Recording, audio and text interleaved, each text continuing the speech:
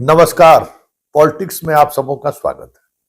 और आज हम पॉलिटिक्स में बिहार के उस पॉलिटिक्स की चर्चा करने जा रहे हैं जिस पॉलिटिक्स के सहारे समझा जा सकता है कि एनडीए के अंदर भी सब कुछ ऑल इज वेल नहीं है। चिराग को लेकर शाह का जो फॉर्मूला है या फिर चिराग को लेकर शाह की जो रणनीति है, उस रणनीति से नीतीश असहज तो है ही, अब खुलकर लग रहा है जैसे असहजता उन्होंने व्यक्त करना भी शुरू कर दिया।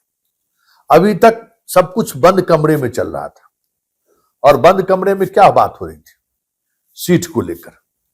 जिन सीटों पर चिराग की दावेदारी थी उसको लेकर नीतीश सहज नहीं थे और आखिरकार नीतीश ने उन तमाम दावेदारी को खारिज करते हुए मटिहानी सहित तमाम वो सीट उन्होंने ले लिया जिन सीटों पर चिराग का दावा था। मटिहानी हो, रोसड़ा तो बीजेपी ले लिया, हायाघाट हो, कुशेश्वर स्थान हो, कल्याणपुर हो, कई ऐसी सीटें थी, तमाम चकाई हो, उसको खारिज कर दिया।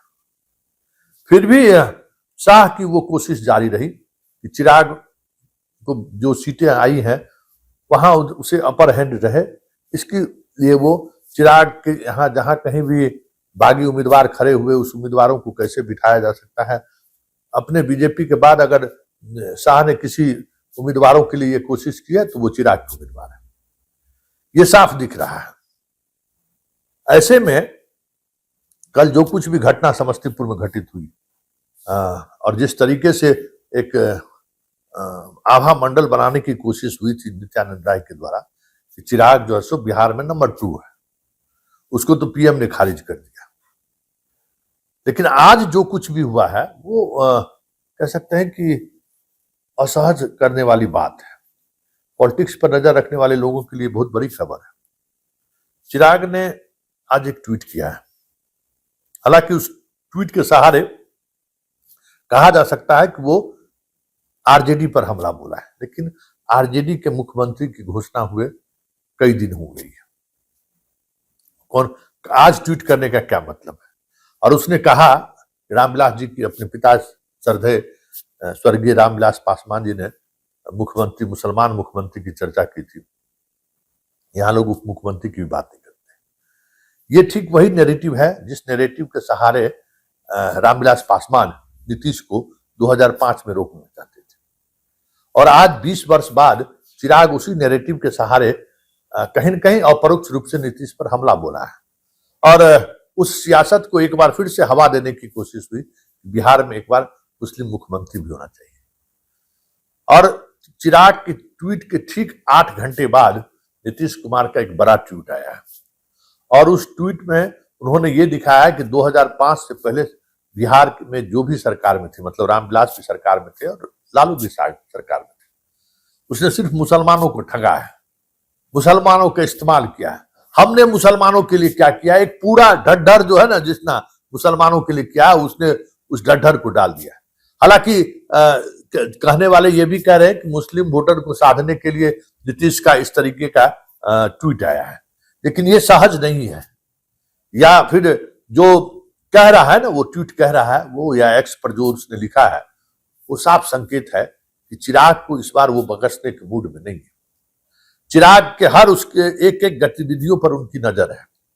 सीट को लेकर चिराग की दादागिरी उन्होंने खारिज किया ही।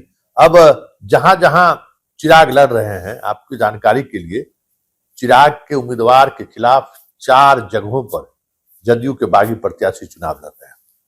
2020 दोहराएगा, ये तय मानिए कि 2020 का जो क्लाइमेक्स था ना, जिस वजह से नीतीश कुमार तीसरे नंबर की पार्टी बन गई बिहार जैसे राज्य में, हमें लगता है कि घर खाली कराने के बावजूद भी नीतीश उस अपमान को भूल नहीं पाए।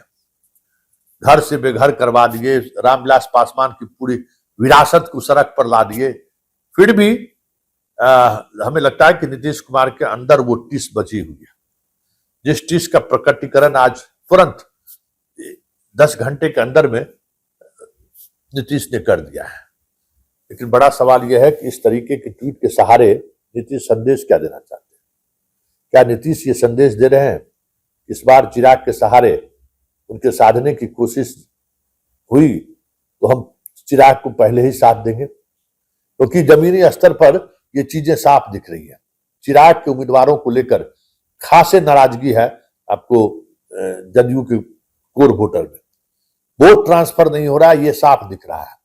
और पासवान वोट जिस तरीके से बिकाऊ वोट बना है हाल के दिनों में, चुनाव में अगर आप देखिएगा, उनका जो पहले रामविलास पासवान के दौर में जो एक कमिटमेंट और फाइटर स्पिरिट जो हुआ करता था पासवान में, वो इस बार नहीं दिखा, लोकसभा चुनाव में भी नहीं, और इस बार एकदम नहीं दिखा।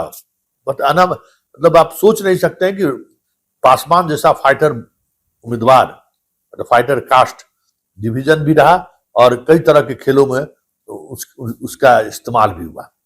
ये सारी चीजें ऐसी हैं जो कहीं न कहीं चिराग को कमजोर भी किया है। इसलिए चिराग भी चाहता है कि हम अपने पिता की उस राजनीतिक विरासत पर की तरफ अब हम बढ़ें। हनुमान ज्यादा दिनों तक चलने वाला नहीं है। हनुमान की कल परिणति उन्होंने देख ली है, और हनुमान के सहारे बिहार में बहुत दिनों तक आप इस सियासत में रह भी नहीं सकते। रामविलास पासवान जितना ही पासवान के करीब थे, उतना ही वो मुसलमानों के करीब थे। लेकिन हनुमान आते ही उस पूरी नैरेटिव को बदलने की कोशिश की और हिंदुत्व के तरफ बढ़ गए। तो उनका नुकसान अभी फिलहाल तो होता हुआ दिख नहीं रहा है। अभी तो 100% स्ट्राइक रेट है, लेकिन आने वाले समय में उनकी पूरी राजनीति बुझ जाए, चिराग उनका बुझ जाए तो कोई बड़ी बात नहीं, क्योंकि बिहार की सियासत में ये जो कम्युनल एंगल है ना, उस एंगल से हमेशा रामविलास पासवान फाइट करते रहे, और रामविलास पासवान किसी फाइटिंग स्पिरिट के कारण वो जहां उनका उम्मीदवार उतरता था वहां मुसलमान वोट भी करता था, जो अब वो स्थिति नहीं है। खगड़िया जो मुस्लिम सांसद हुआ करते थे, उस सीट को भी इसने खत्म कर दिया। तो ये मुस्लिम को लेकर उनका ट्वीट और नीतीश का जवाब, मुस्लिम के लिए मैंने क्या किया है, संकेत है कि चिराग को लेकर एनडीए के अंदर ऑल इज नॉट वेल है।